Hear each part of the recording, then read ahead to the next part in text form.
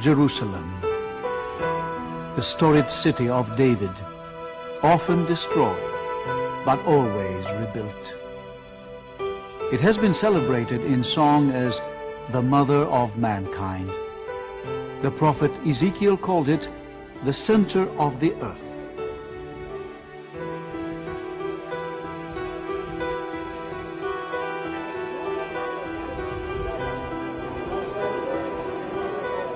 In and around Jerusalem, across war-ravaged hills, arid desert expanses,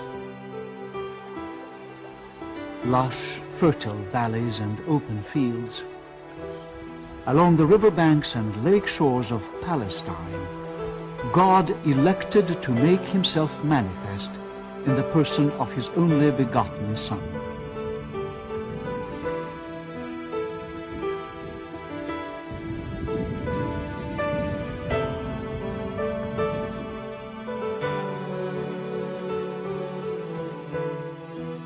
And in Jerusalem, the Son of God, a humble man, sacrificed himself for the salvation of mankind. His modest life in Palestine and the pain of his passion in Jerusalem changed the course of civilization.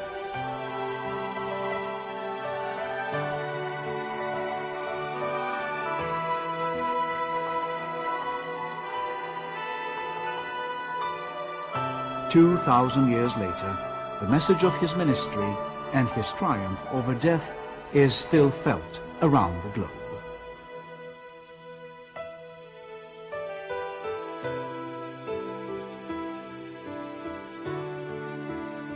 The church that Jesus Christ founded in this time-weathered land, the church that Peter and Paul and the other apostles took beyond the narrow boundaries of Palestine, still carries on today the essence of life that the Son of Man proclaimed in his ministry.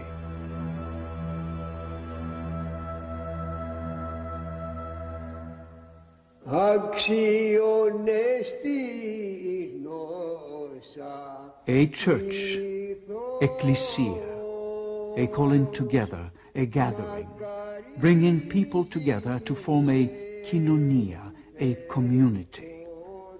Surviving persecution, oppression, and even desertion, the Church has stayed its course for 20 centuries to remain the faith of the New Testament, forever pronouncing its enduring message of love, agape. Built on the unshakable foundation of tradition, it still clings faithfully to fundamental Christian ethics, preaching the righteousness of God, eternal love, forgiveness and compassion, tolerance and understanding, philanthropia, God's love for humanity.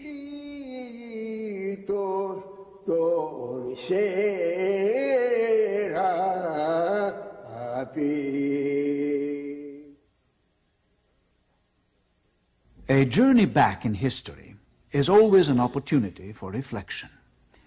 Who we are, what we are, where we are today depends on where we were yesterday. The uninterrupted chronicles of people and events, custom and worship, the dazzling splendor of colorful ritual and decorum, the radiant treasure of timeless art and architecture, the questioning by the minds of believers, and the challenge from the minds of unbelievers, the constant dialectic of debate and decision, the evolution of dogma and doctrine, a vital, vibrant body of faith and beliefs presumed to be valid. All these elements form the individual links of a chain connecting us to our roots and to our heritage.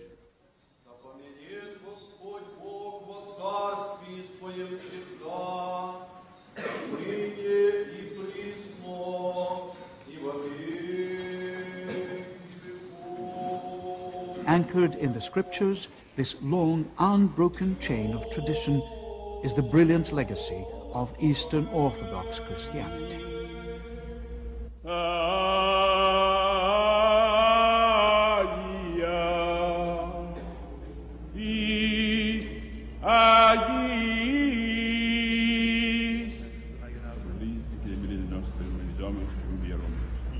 Σου του μυστικού, σήμερονία Θεού κοινωνών με παράλαβε. Μήγαρ της εχθρής σου το μυστήριον ύπο, που φίλοι μας ειδώσω καθάπερο Ιούδας. The kingdom of God may not know physical bounds, but Christianity cast its early tentative roots in the narrow deserts and valleys that extend along the eastern shores of the Mediterranean Sea. Palestine has appropriately come to be regarded as the cradle of religions. Christ was born just 5 miles south of Jerusalem, in the village of Bethlehem.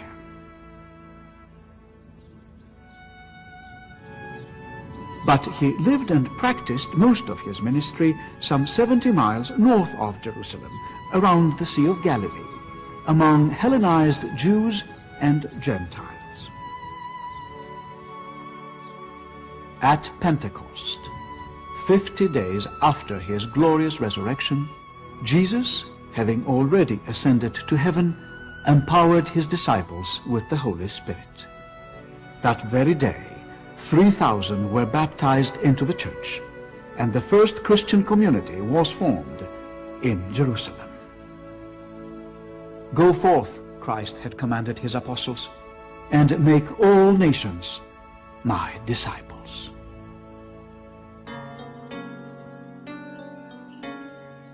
First they went to the Jews, but then to Gentiles as well. And what began as a movement inside Palestinian Judaism was transformed within a few centuries into a universal religion.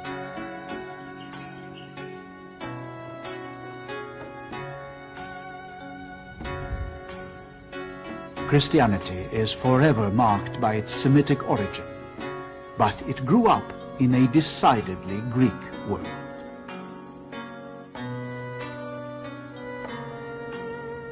Jews, firmly in the grip of Roman rule, had long suffered under foreign influence and occupation, clinging to a sense of community, not as much in their political or cultural achievements as in the rich heritage of their religious life and tradition. This Old Testament Judaic heritage of fellowship, philanthropy, and belief in one God provided fertile ground for the message of Jesus.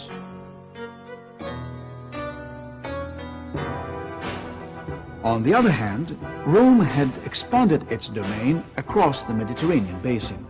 Its military and commercial presence sustained 3 centuries of relative stability and peace. Pax Romana.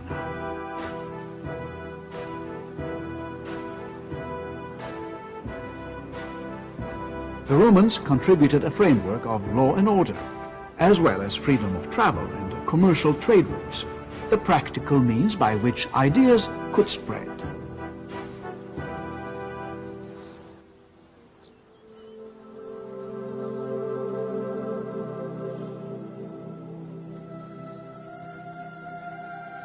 But it was the Greek language that served as the catalyst in propagating the Christian gospel.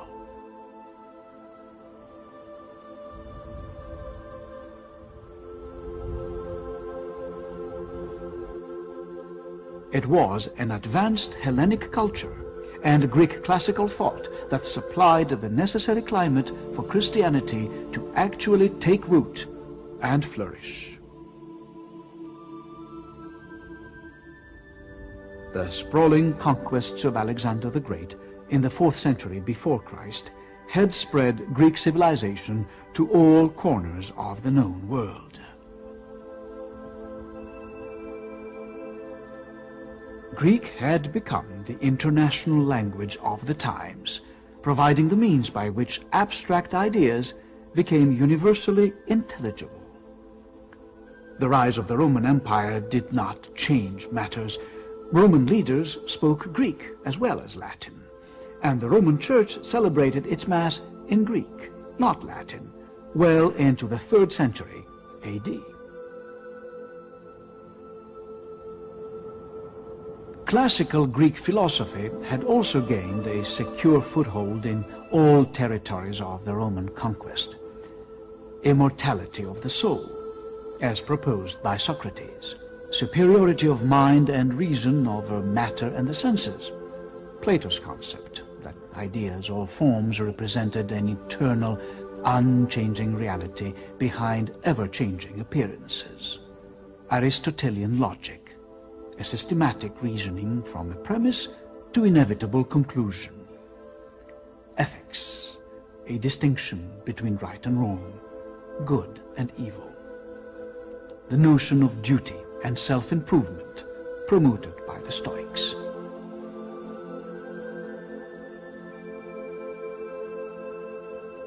All these ideas dominated the thinking of the era.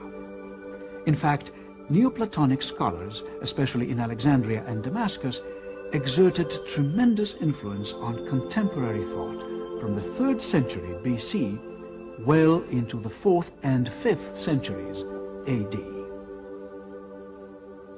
Subscribing to the fundamentally Greek perception of logos, the word, or nous, mind and reason, as a supreme force, a moving spirit regulating the universe, with only a few exceptions, they were content to accept and promote the Christian concept of a divine spirit as an eternal power permeating the world.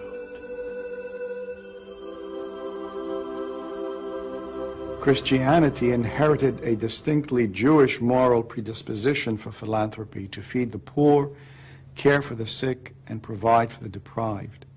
From Greek civilization, it took and radically altered Platonic ideals of immortality and perfection, Aristotelian logic, and the system of values developed by the Stoics, giving them new content and meanings.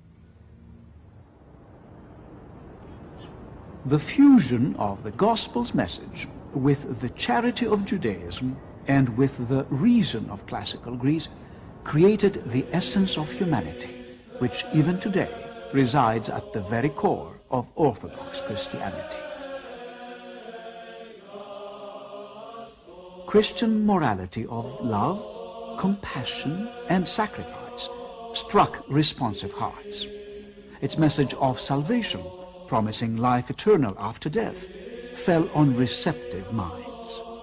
And the inclusivity of this new religion, its intimacy and sense of belonging, attracted alienated souls.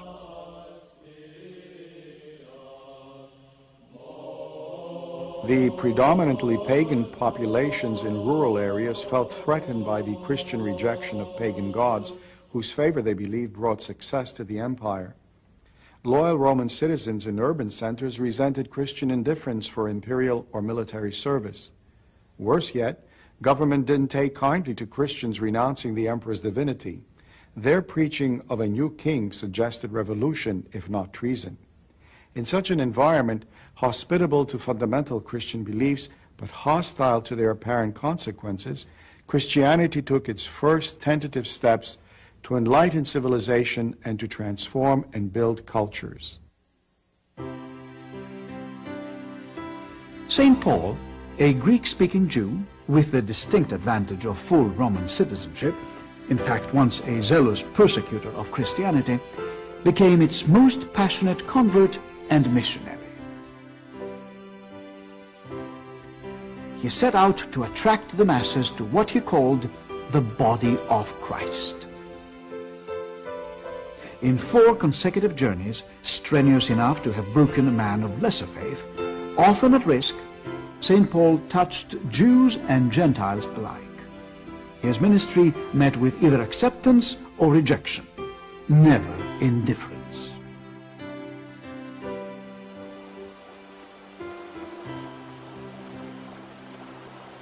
At Philippi, he baptized Lydia, the first Christian convert on the European continent.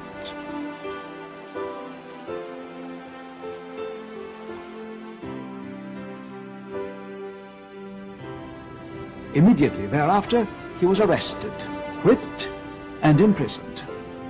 Miraculously, he escaped.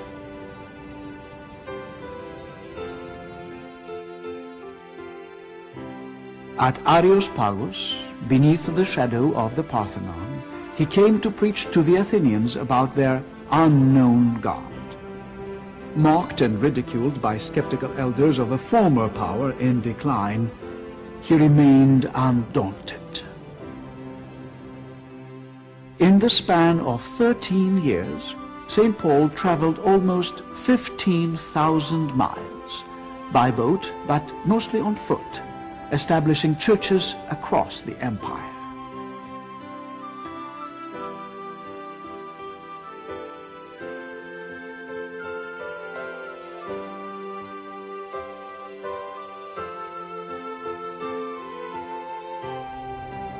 The apostle of the Gentiles, he took Christianity out of the narrow confines of the Jewish synagogue and into the world.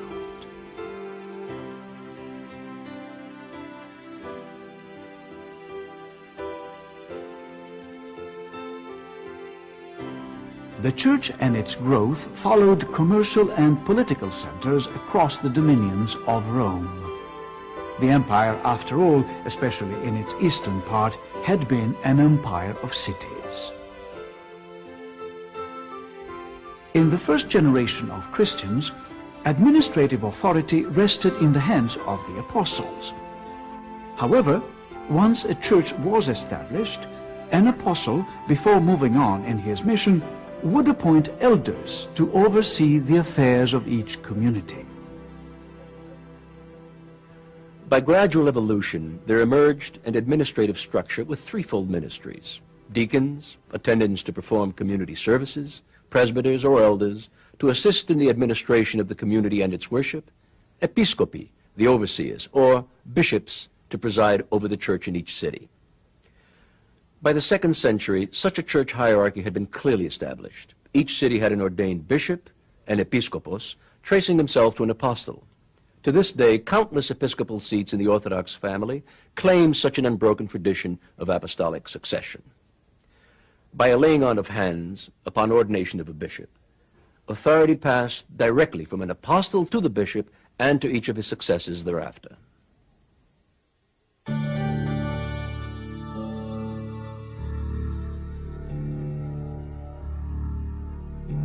The expansion of the church during these formative years was neither spontaneous nor trouble-free.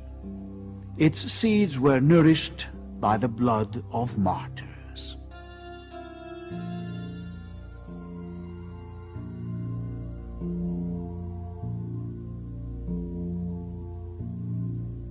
Martyrdom and persecution awaited at every single crossroads.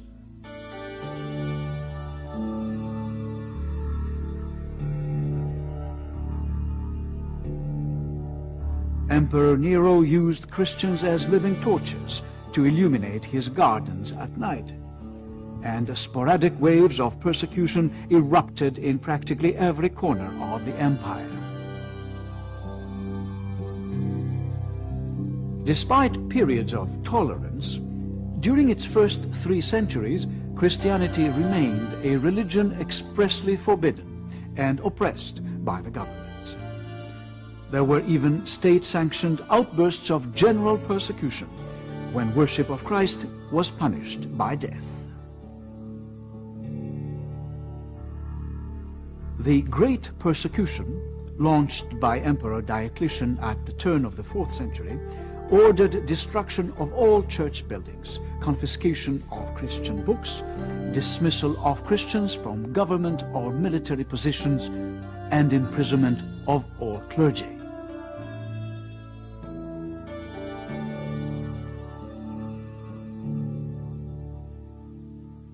During such times, Christians had no place to go. They had to take their church underground to dark tunnels, the catacombs, where they usually buried their dead.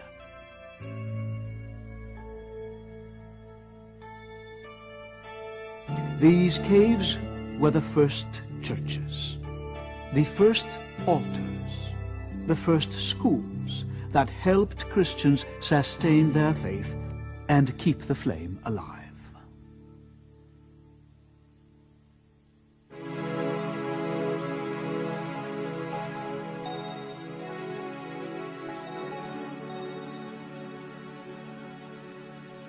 Tradition has it that Emperor Constantine saw a vision of the cross of Christ with the inscription, "En tuto nica," in this you conquer.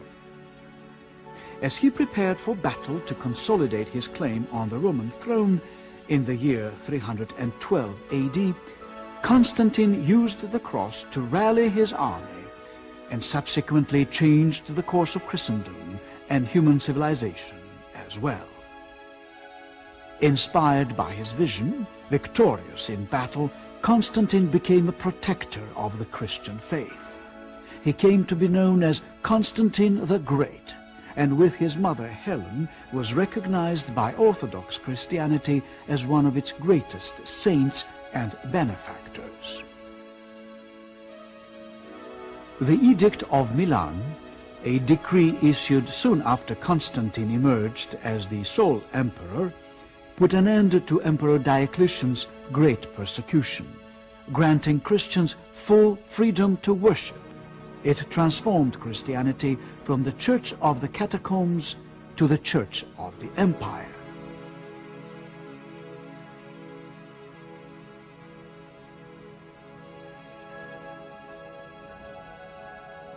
Religion had long been integrated into Roman society.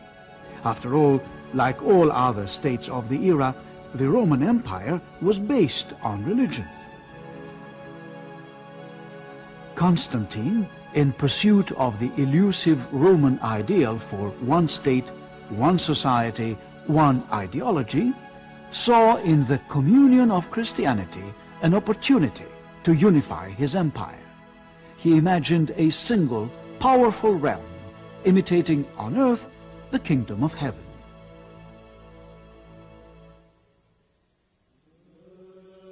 In the year 324 AD, recognizing that Rome was too far immersed in pagan worship and idolatry, Constantine moved his imperial capital east to Byzantium, a small Greek colony on the shores of the Bosphorus Strait, at the fringes of Europe, overlooking Asia.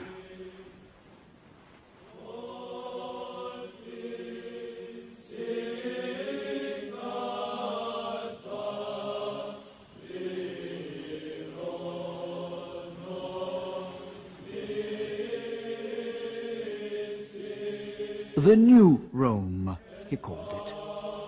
Later, in his honor, it was renamed Constantinople, the city of Constantine.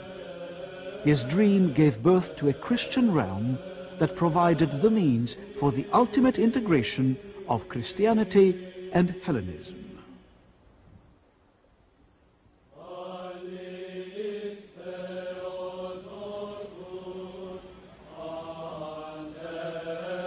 Constantine himself was baptized only on his deathbed, but he had always regarded Christianity as the empire's privileged religion.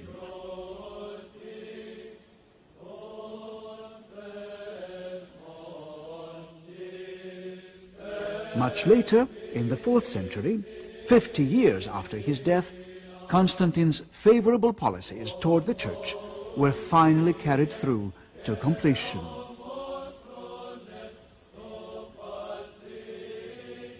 By decree of Emperor Theodosius the Great in the east and Emperor Gratian in the west, pagan worship was outlawed, and Christianity was established as the state religion of the Roman Empire. Together, hand in hand, church and state prospered to become the glory that was the Christian Byzantine Empire.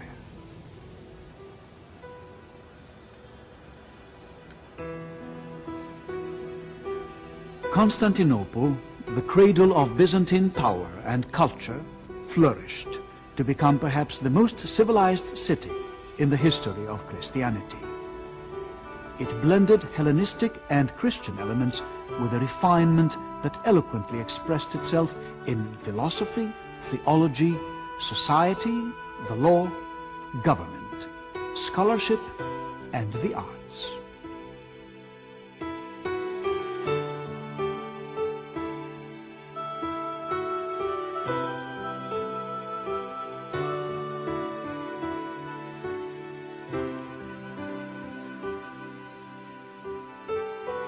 Byzantine integration of Hellenism and Christianity, church and state, gave rise to the longest-lasting dynasty in the history of mankind. For an unprecedented 1,000 years, Byzantine civilization dominated the history of the world, its impact still being felt today.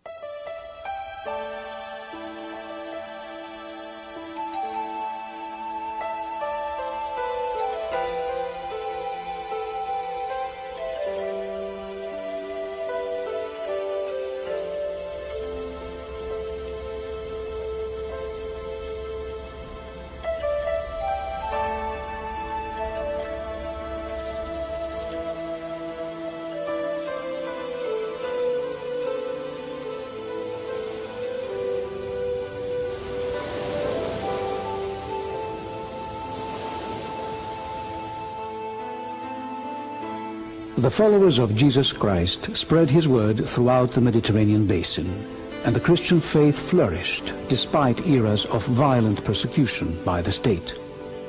With the turn of the 3rd century, Constantine the Great legitimized the Christian religion and found support in it to consolidate his claim as sole emperor of the Roman realm.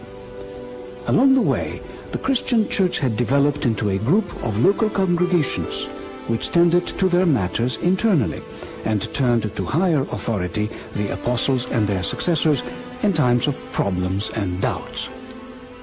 By the middle of the 3rd century, following the early example of the apostles, bishops of a province had occasionally gathered at provincial capitals to discuss and resolve common problems. As a result, the bishops of these capitals assumed certain added administrative duties and were given the honorary title Metropolitan. Gradually, local councils of bishops expanded in scope to include bishops from other provinces. These larger councils usually assembled in the more prominent cities: Rome, Alexandria, and Antioch. Consequently, their bishops acquired added prestige and importance in the affairs of the church beyond their own immediate provinces, and were recognized as archbishops. Eventually they became known as patriarchs, leaders of a patria, a family, a tribe.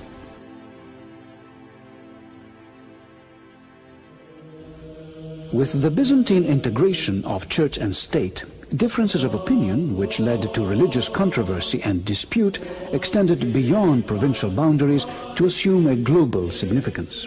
They demanded even broader ecumenical solutions.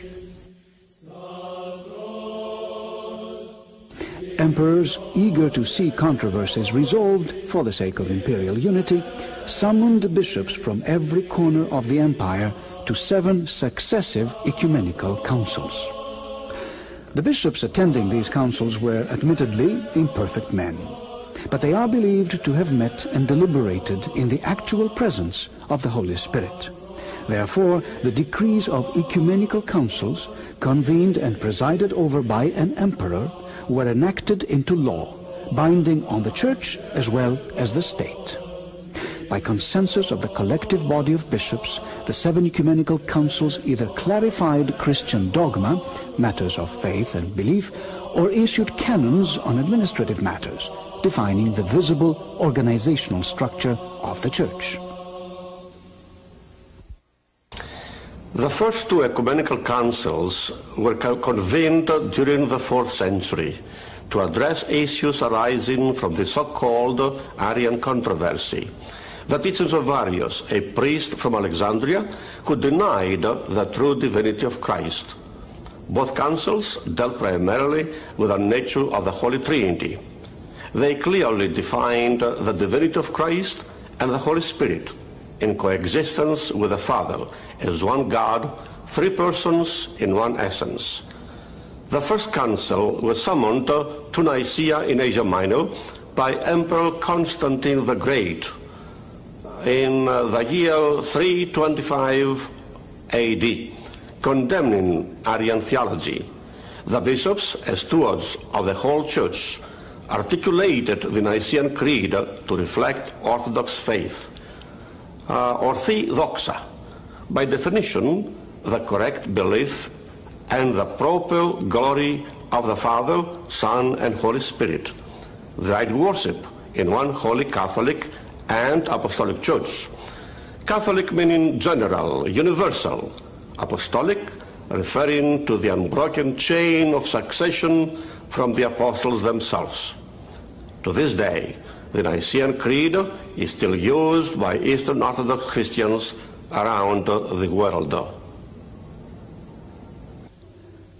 Despite the decrees of Nicaea, the Arian controversy did resurface, often encouraged by Constantine's immediate successors. The Second Ecumenical Council, convened in Constantinople in 381 by Emperor Theodosius, after he had recognized Christianity as a state religion, reaffirmed the Nicene Creed to put the Arian heresy to rest once and for all. The next 4 councils addressed issues about the identity of Christ. They defined, accepted, and affirmed the person of Christ as the bridge between man and God, one substance existing in 2 natures, human as well as divine. He is fully human. He is fully divine. As a result, the Virgin Mary was affirmed to be the Theotokos, the Mother of God. The language used at Chalkidon by the Fourth Ecumenical Council to define the dual nature of Christ caused the first serious schism of the Church. Monophysites, so called because they were thought by critics to reject the dual nature of Christ, in fact objected not so much to the concept of duality, but rather to the expression of it. Further aggravated by imperial authority, as well as bitterness caused by national and cultural differences, they distanced themselves from the imperial church in the 5th and 6th centuries. The Coptic Church of Egypt, along with the Armenian Apostolic, Syrian Jacobite, and Ethiopian churches, collectively known as the Oriental Orthodox churches, were separated from the main body of Orthodox Christianity. The 7th and last council, recognized by Orthodoxy as ecumenical, addressed an often violent dispute that had raged for more than half a century over the use of icons in liturgical life. For Orthodox Christians, icons, or holy images of persons and events, are an integral part of an act of prayer, not as objects of worship, but as representations for veneration. They serve only as reminders to instruct and assist the faithful. They translate the mystery depicted into a vibrant, meaningful, present reality. The iconoclastic movement, launched by Emperor Leo II, had compared icons to idols, condemning their use in worship and advocating instead only symbols like the cross. Iconoclasts had systematically destroyed or removed icons from all churches and public places and had vigorously persecuted advocates of icons. The Seventh Ecumenical Council, supported by the Empress Irene, soundly condemned the iconoclastic movement and validated the display of icons in all churches and everywhere else across the empire as windows to heaven. Nonetheless, the debate flared up again in the 9th century with a revival of iconoclasm. Finally, the Empress Theodora permanently brought the issue to an end by invoking the ecumenical decision of the Seventh Council and enforcing it as if it were state law. The settlement of the iconoclastic controversy, in addition to its religious significance, was a decisive victory for the artistic heritage of humanity. Orthodox churches everywhere today still celebrate the first Sunday of Lent as the triumph of orthodoxy, to commemorate the final victory for icons and their undisputed restoration to the Church. All factions of Christianity continued to make decisions on matters of faith as well as administration long after the Seventh Council. However, the basis of Christian faith and order was formulated by the ecumenical councils of the Imperial Church. As such, they represent a significant part of the common heritage shared by all Christendom, East and West alike. Under the protective auspices of the Emperor, and with the singular contribution of stellar theologians, the seven councils interpreted and clarified the fundamental dogma and doctrine, which, along with the scriptures, form the cornerstone of Orthodox belief. What helped to make all this possible was the close integration that existed in Byzantium between church and state. The two of them interdependent, but neither subordinated to the other. The emperor was understood to be no merely earthly ruler, but God's representative. This meant that he had responsibilities in the religious sphere. There were certainly times when the emperors exceeded their authority, when they tried to interfere directly in matters of doctrine. On such occasions, the church leaders and the monks made it clear that the church had a mind and will of its own. From the moment the church was born, there were always people who bore witness that the kingdom of God is not a kingdom of this earth. They served as a constant reminder that Byzantium was a mere symbol of the kingdom of heaven, not itself the reality. Some of them rose to prominence as the great defenders of orthodoxy. These men of extraordinary holiness are collectively known as the Great Fathers of the Church. Countless others, perhaps less known but no less saintly, made their presence eternally felt by word, deed, or sacrifice. Almost all of them were nurtured and sustained by the monastic movement to become the enduring conscience of the earthly church. Monasticism as a fully developed institution did not exist before the 4th century. It grew gradually as a retreat from Christian complacency and ethical decadence brought about by the legalization of the faith. To a lesser extent, it was also a reaction against excessive imperial interference in the internal affairs of the church. Monastic settlements blossomed in the deserts of Egypt, Syria, and Palestine, and later in the rocky formations of Cappadocia in Asia Minor, and much later at Metera in central Greece. But since the 10th century, the center of monastic life has been a rocky peninsula in northern Greece, Mount Athos, the holy mountain. In an age where blood martyrdom was preempted by legalization of the faith, monks and nuns, ascetics and hermits became the martyrs. subjecting themselves to self-denial, absolute obedience, and total seclusion.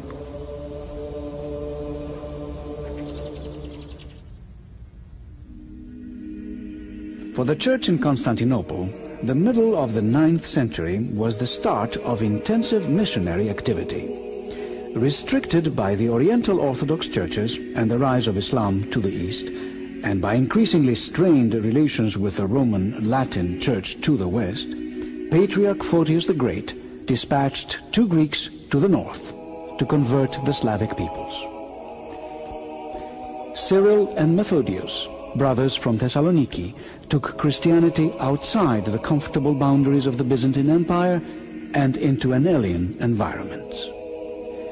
Cyril and Methodius were determined to establish a native ministry. They developed a special alphabet from the Greek to translate the gospel and write service books in Slavonic. The written culture of the Slavs was born, allowing Slavic civilization to prosper. The Slavs were Christianized and civilized at the same time. They were given a fully articulated Christian doctrine in their own language and a fully developed Christian civilization. As a result, churches in Bulgaria, Serbia, and eventually in Romania and Russia thrived within natural national boundaries. For instance, in 927, less than a full century since Slavs first heard the gospel, the Bulgarian Orthodox Church was recognized by Constantinople as an independent, autocephalous patriarchate. In 988, Russia officially became a Christian state with the conversion of Vladimir, ruler of Kiev. By that time, all the powerful states surrounding Kiev had abandoned paganism and adopted some form of monotheism.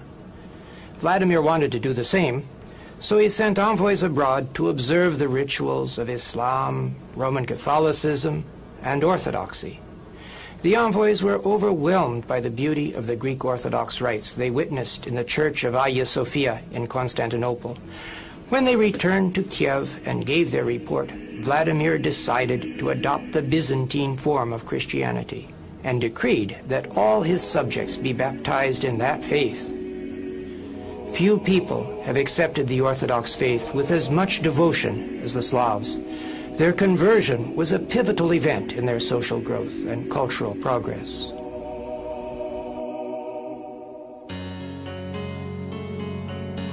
With the turn of the 5th century, a succession of developments triggered the total collapse of political unity in the Mediterranean world.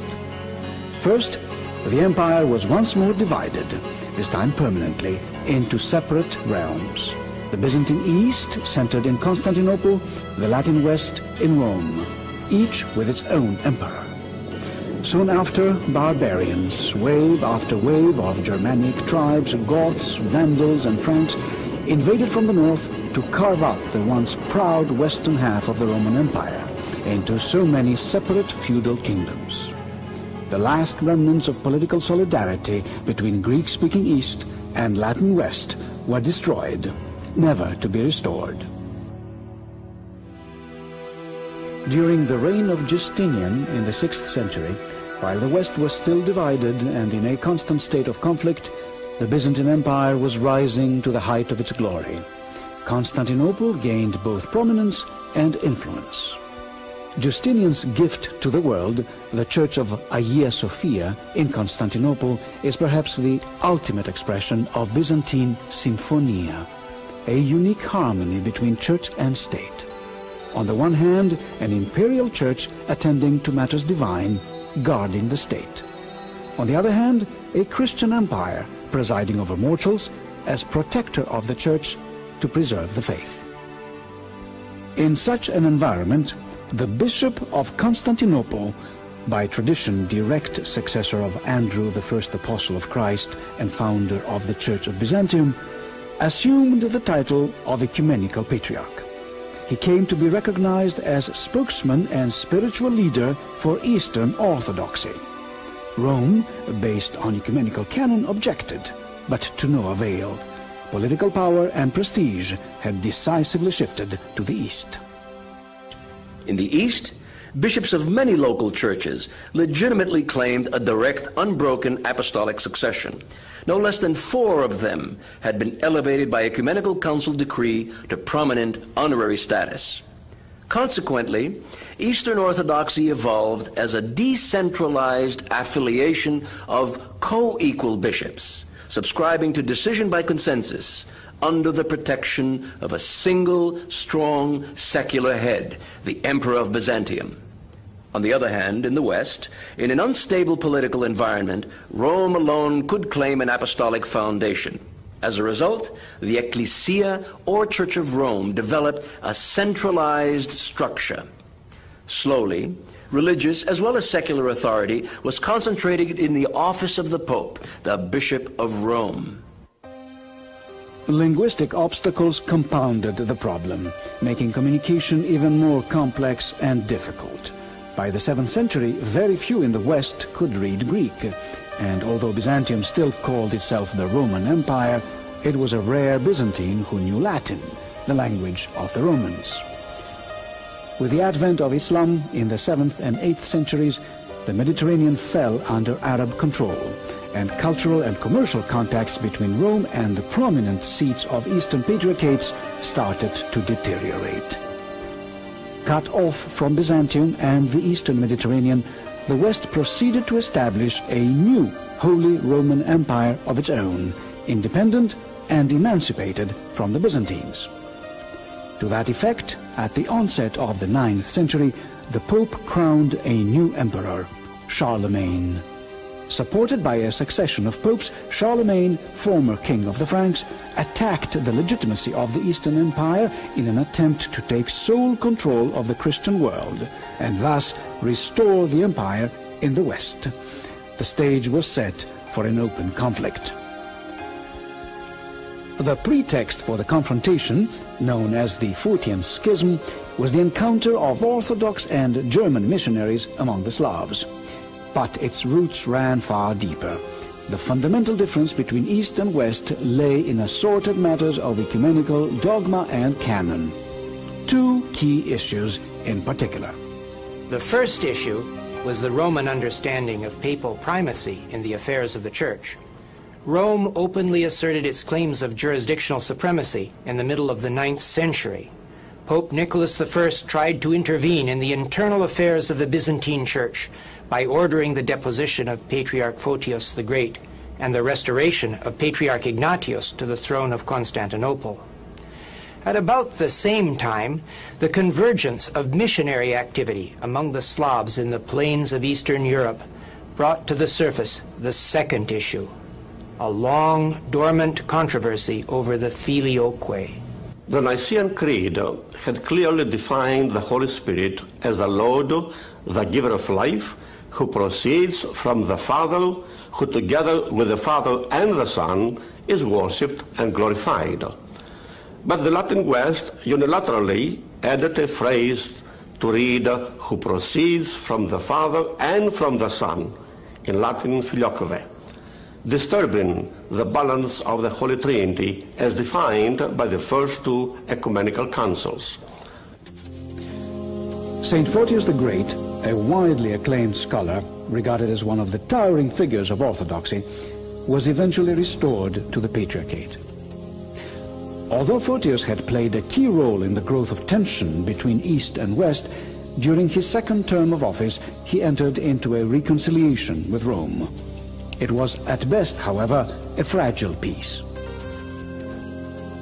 In less than 100 years, following minor incidental conflicts, Cardinal Humbert, a high-ranking representative from Rome, placed a stamp of excommunication on the altar of Hagia Sophia at Constantinople, prompting the Orthodox Church to respond with anathemas of its own. This action marks what is commonly accepted as the beginning of the Great Schism. It was the year 1054 AD. However, some level of friendly relations was in fact maintained, as men of good conscience on both sides continued to hope that the gap separating them could be bridged. History proved differently. Of all things, the Crusades, organized and launched by the Holy Roman Empire to liberate the regions of the Eastern Christian Empire from the occupation of the Arabs, ultimately sealed the schism. On their fourth campaign, the year 1204, the Crusaders sacked Constantinople. They destroyed churches. They desecrated altars. They pillaged holy relics. The Crusaders, as Sir Stephen Runciman, the historian, has said, brought not peace but a sword, and that sword was to sever Christendom. The Eastern Orthodox world has never forgotten the appalling sack of Constantinople by the Fourth Crusade. This meant that the long-standing doctrinal disagreements were now reinforced by an intense national hatred, by resentment of what was felt to be Western aggression and Western sacrilege. The Crusaders deposed the ecumenical patriarch and installed in his place Latin leadership. For half a century, Eastern Orthodoxy languished under Latin occupation, the Latinocratia. Devastated by the impact, Byzantines complained that even roving bands of uncivilized Arabs, the Saracens, are merciful and kind compared to these men who bear the cross of Christ on their shoulders. The Byzantine Empire never really recovered from the fall of 1204, although it survived for another 2.5 centuries, agonizing at the sight of losing ground to the Ottoman menace. In 1439, at the Council of Florence, in an attempt to end the schism that had torn East and West apart, both Eastern Orthodoxy and Byzantium capitulated to Roman supremacy. Both agreed to a union with the Catholic Church and the Holy Roman Empire in exchange for military support to defend against the threat of advancing Ottoman Turks. The so-called Union of Florence, however, was short-lived. In response to swift, loud public outcry, it was immediately repudiated.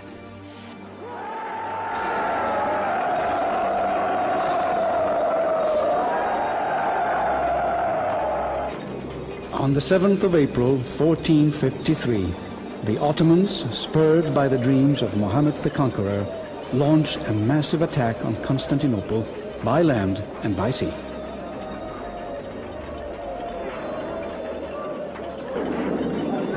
Hopelessly outnumbered, the Byzantines mount a valiant but futile defense, enduring a relentless siege of bombardment and wave after wave of assault. Still, the city holds for 7 long weeks.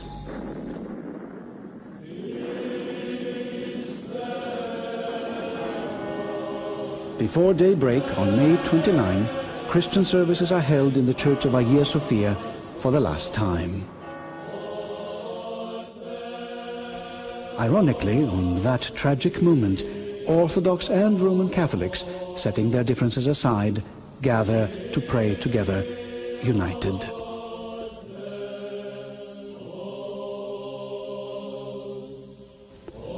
Emperor Constantine Palaeologos, 80th successor to Constantine the Great, rejects pleas to flee.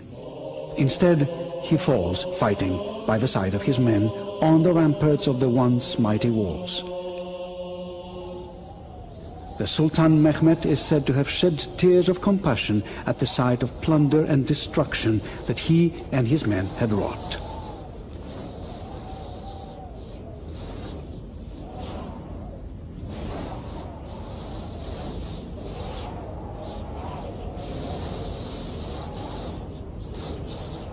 Church bells fall silent, not to toll again for another 4 centuries. Hagia Sophia, the most renowned symbol of Orthodox Christianity, is converted to a Muslim mosque. Before long, the Muslim crier's chant reverberates from minarets all across the Orthodox world. In a matter of few years, the glorious Byzantine Empire was no more, and with it, the Orthodox Church outside Russia entered an era of oppression and persecution.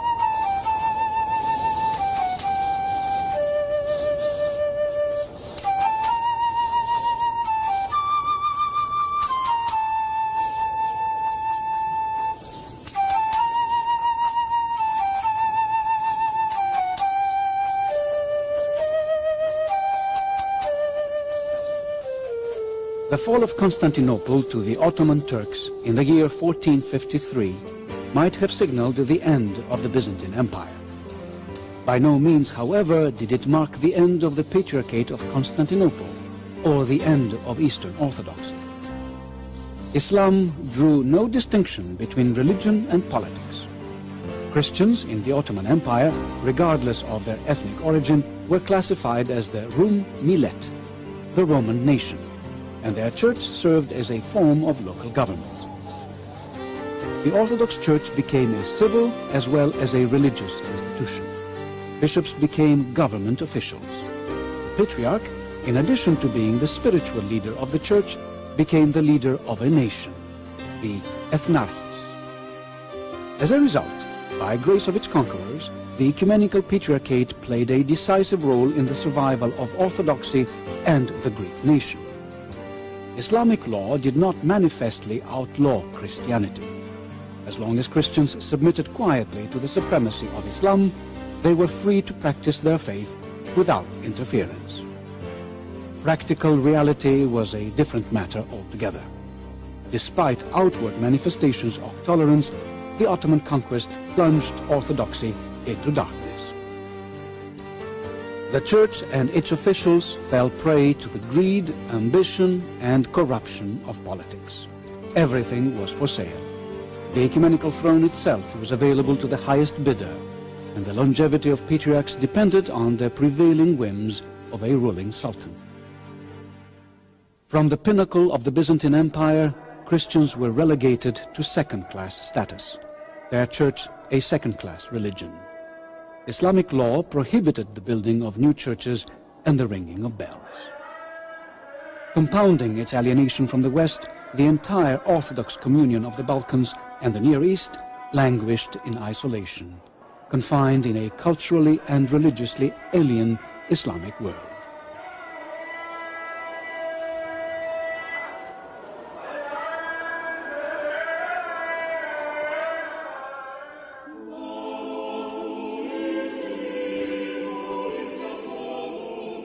Russia alone escaped that fate to aspire for leadership in Eastern Orthodoxy, precisely as its vast empire was beginning to take root. Ivan III, the Great, married a niece of the last Byzantine emperor to establish a link with Byzantium. He assumed the titles Emperor and Tsar, a Slavonic equivalent to the Roman Caesar, and adopted the double-headed eagle of Byzantium as his state emblem. The Russians presumed to be the successors to the Byzantines. The first Rome, they reasoned, had fallen to barbarians because of heresy. The second to the Turks because of sin for accepting the unholy union with the Catholic Church, the short-lived Union of Florence. Moscow was still standing, the third and last Rome, the center of Orthodox Christianity. There would be no other Rome, they said. Ivan IV, the Terrible, assuming the role of champion and protector for all Orthodoxy, established his 16th century reign on that foundation and built an empire on it. With the approval of all Eastern patriarchates, the Russian Church was recognized as autocephalous, independent of any external church authority. The Bishop of Moscow was elevated to patriarch. In the meantime, all the other Eastern patriarchates remained isolated from the mainstream of European political and religious developments. Constantinople could not agree to overtures from the Protestant Reformation movement that shook the Western establishment in the 16th century.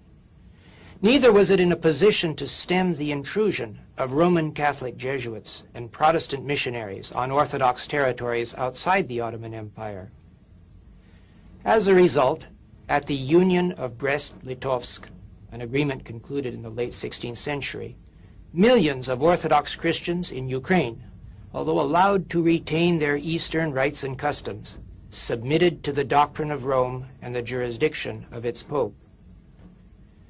The Ukrainian and other Eastern churches which in the 16th, 17th, and 18th centuries entered into union with the Roman Catholic Church have come to be collectively referred to as the Uniate or Eastern Catholic churches. The recrimination and occasional violence that sometimes erupts between Uniates and Orthodox even today remains one of the sensitive areas of disagreement between the Eastern Orthodox and Roman Catholic churches.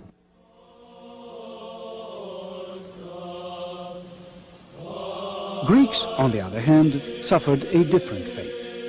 Under the demoralizing effect of unrelenting social pressure, it became all but impossible for them to separate church from nation. More than ever before, Hellenism and Orthodoxy became inseparably intertwined. Secretly, the church sustained and nurtured the flickering candles of Greek culture, customs, and tradition. If it weren't for the church, Greece would have lost all sense of national identity and unity. It was the church that stoked the flames of liberty. It was the church that inspired a demoralized, subservient nation to strike the banner that launched its revolution in 1821.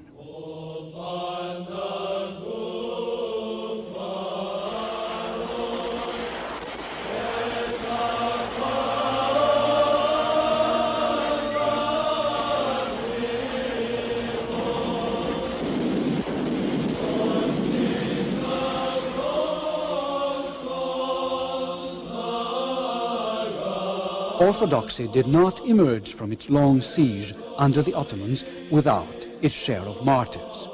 11 patriarchs and 100 bishops among them.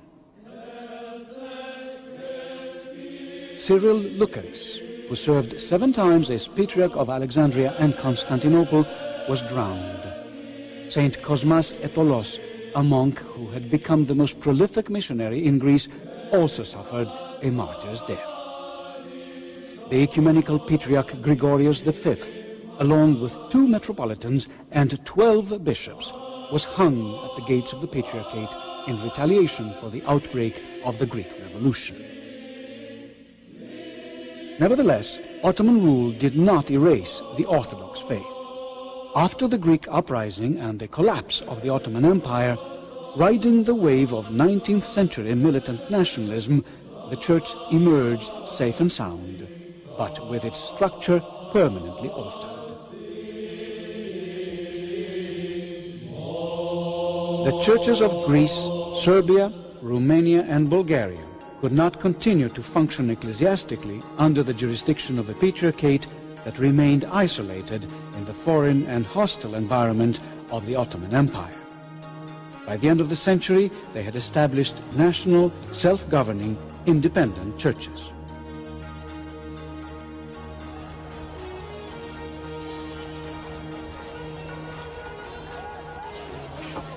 The ancient patriarchates of the Middle East, their strength tested by the long struggle to survive under Islam, found themselves outside the boundaries of modern Turkey.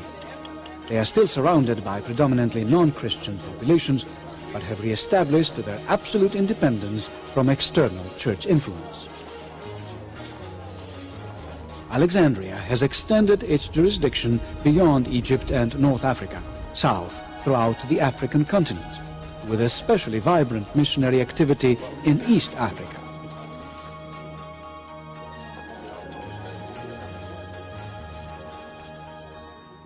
The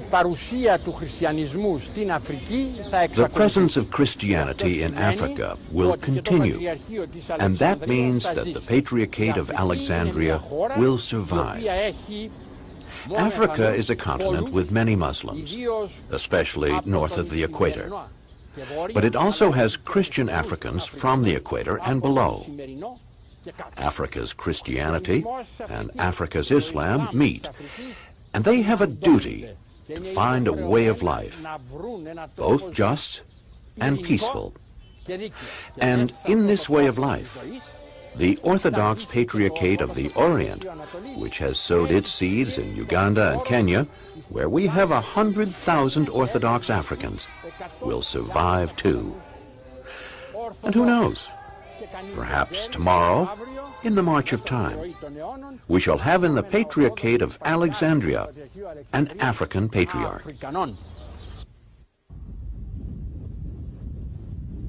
The Patriarchate of Antioch, now based in Damascus, the Syrian capital, continues to serve the Arab Christian population in Lebanon and Syria, with Arab patriarchs and bishops since the turn of the century.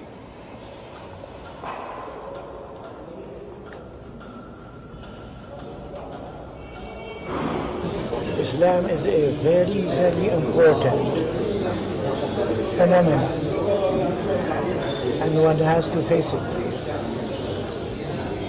Not in a negative way. A Christian cannot be negative in any of the situations. He has to face things, and he has to be courageous enough to speak his faith. I don't believe very much in controversies, but I believe in exchange of human existence, of human feelings, of human collaborations.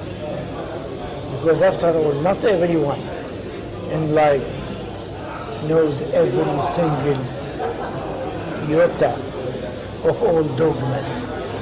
Religions are not dogmas. Religions are life. And if you meet people on the level of life, then you truly meet them and better understand them.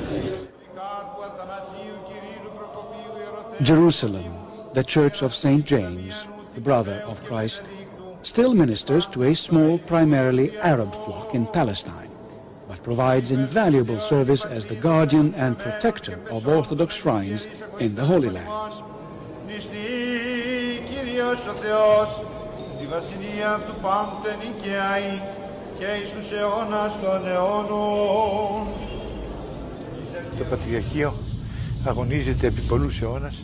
The Patriarchate has struggled for many centuries, here in the Holy Land and in the Middle East in general, to protect our sacred national heritage and to preserve what our forefathers created. The Greek presence here dates to 232 before Christ. We came not as conquerors, nor to destroy and then leave. We came as reformers.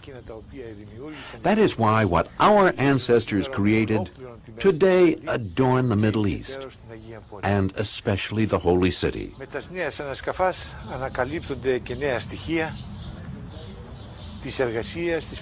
New excavations provide new evidence on the presence and work of the Greeks here. Our church undertook the leadership of our people after the Arab conquest of the Holy Lands. And since then, she strives to prove herself worthy of our nation, worthy of this great gift from God, who entrusted in the hands of Greeks the protection and service of the holiest pilgrimages of humanity.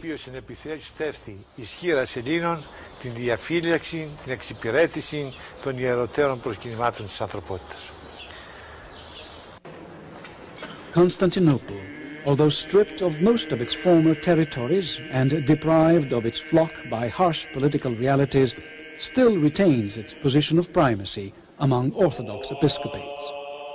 In such a shrinking world, East and West have lost their meaning, and the Ecumenical Patriarch is called upon to provide more than just spiritual leadership, emerging as an increasingly visible spokesman for worldwide orthodoxy.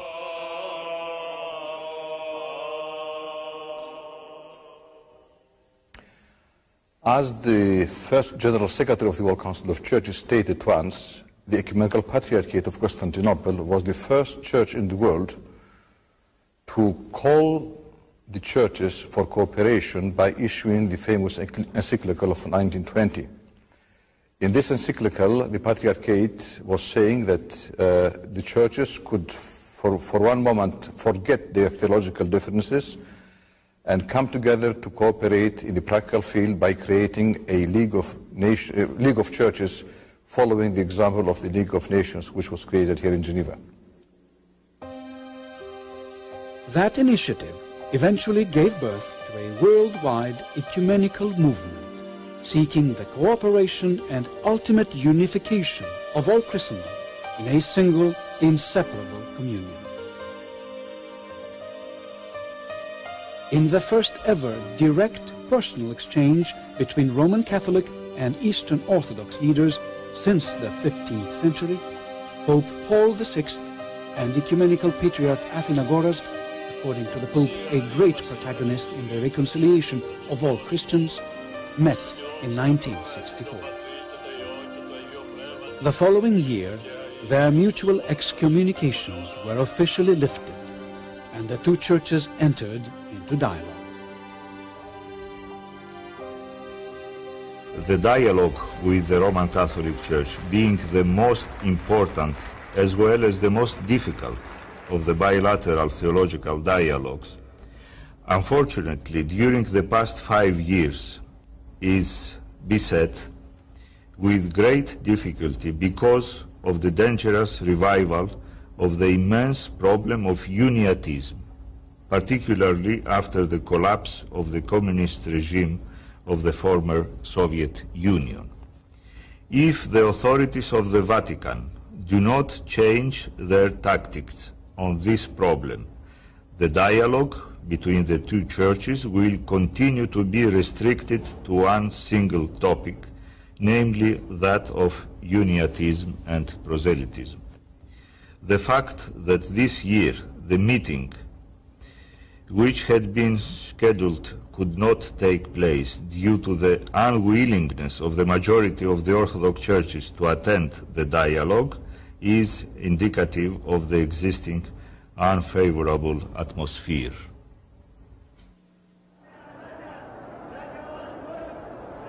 The near future will provide the Orthodox Church with the opportunity to come closer to Islam and enhance the dialogue and mutual understanding between Christians and Muslims.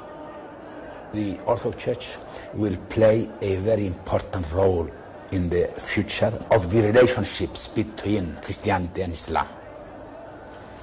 So I am optimistic that in the next 20, 30 years, 50 years, just now, the next 30 years, we shall have a very constructive dialogue which will be for the benefit of both sides. Because as you know, Islam and Christianity has many similarities, And we have, it is a necessity for us and for them. And the ethos of Islam, the countries, these people, particularly in the Middle East, is very close to the Orthodox.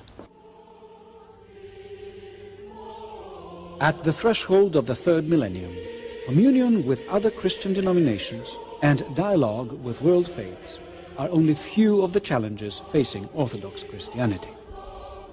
The unity and communication within the boundaries of the local Orthodox churches and the definition of an Orthodox identity in Western society are of primary concern.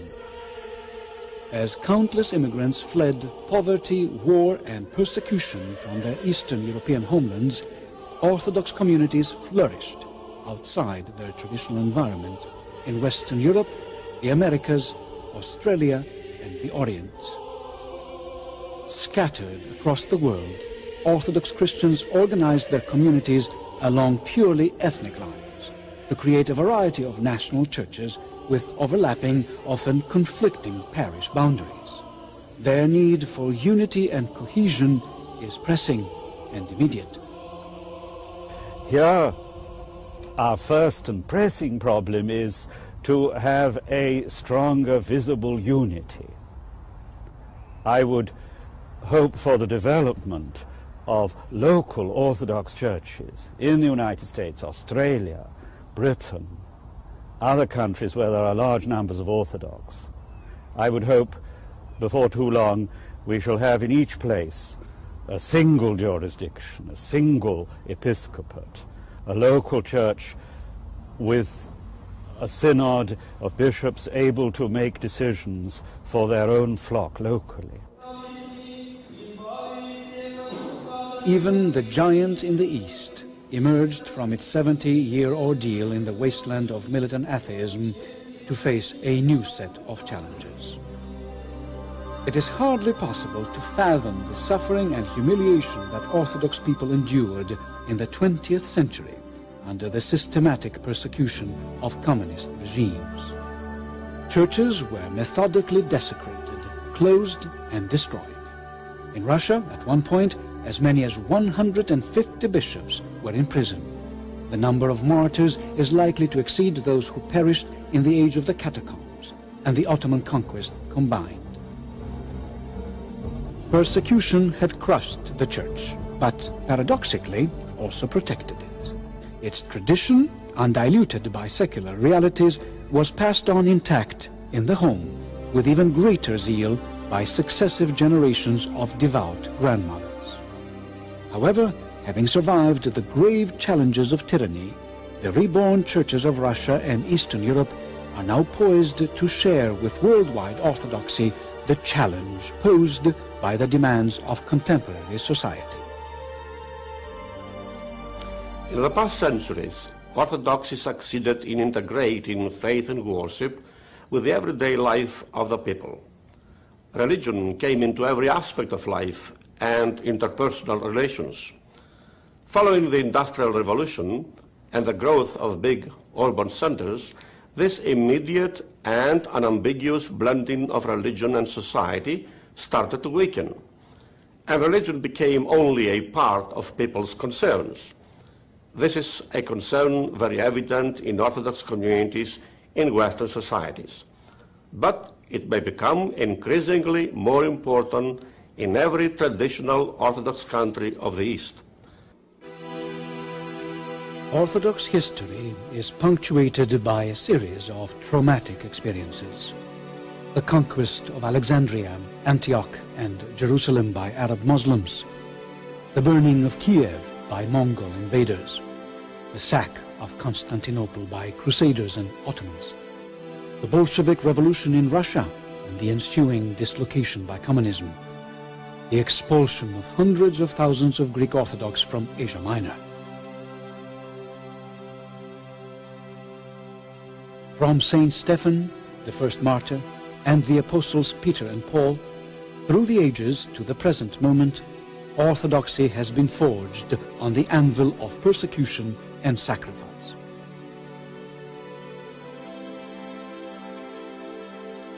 It is small wonder that many may have deserted the church in the hour of trial and tribulation, but greater wonder still that so many have remained faithful to assure the survival of orthodoxy as a community and as a vital component of contemporary society. Its essence remains the spiritual life, the mystical experience, time-tested truth, all incorporated in 20 centuries of paradoxes or tradition. The Gospels, the mission of the apostles and their successors, the teaching of the great fathers, dogma and canons as promulgated by the ecumenical councils, the mystery of the Eucharistic liturgy, and experience of sacramental life.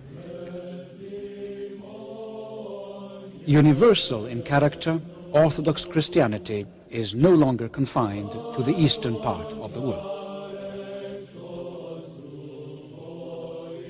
Today, it is an unlimited global resource, a vibrant, brilliant mosaic of people who differ from one another not in worship or dogma, but in culture, customs, and language alone. From New York and Helsinki to Buenos Aires and Nairobi, from London to Kiev, Tokyo to Jerusalem. It seems to me that in the past, orthodoxy tended to be an instinct. People were orthodox because of their birth, because of their national identity. In the future, orthodoxy is going to be a matter of personal commitment, increasingly. Only those people will be orthodox who have actually chosen to be so. Their faith will need to be far more conscious. We should have to give far more attention to the need for people to make an actual step of commitment to their faith instead of accepting it passively. We shall need to understand much better what our orthodoxy is. It remains for so many of us a hidden treasure still.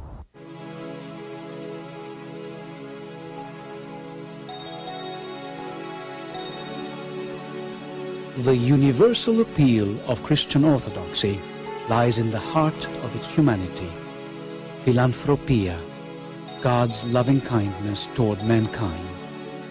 Open, graceful, compassionate, and forgiving. Orthodoxy means living not in the anguish of mankind, but in the glory of God. It celebrates not Christ the victim, but Christ the victor.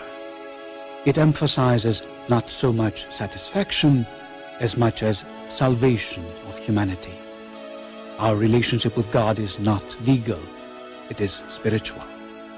Each of us, man, woman, and child, forever remains a creature of God, plasma Theou. As such, all of us indeed carry within us a hidden treasure.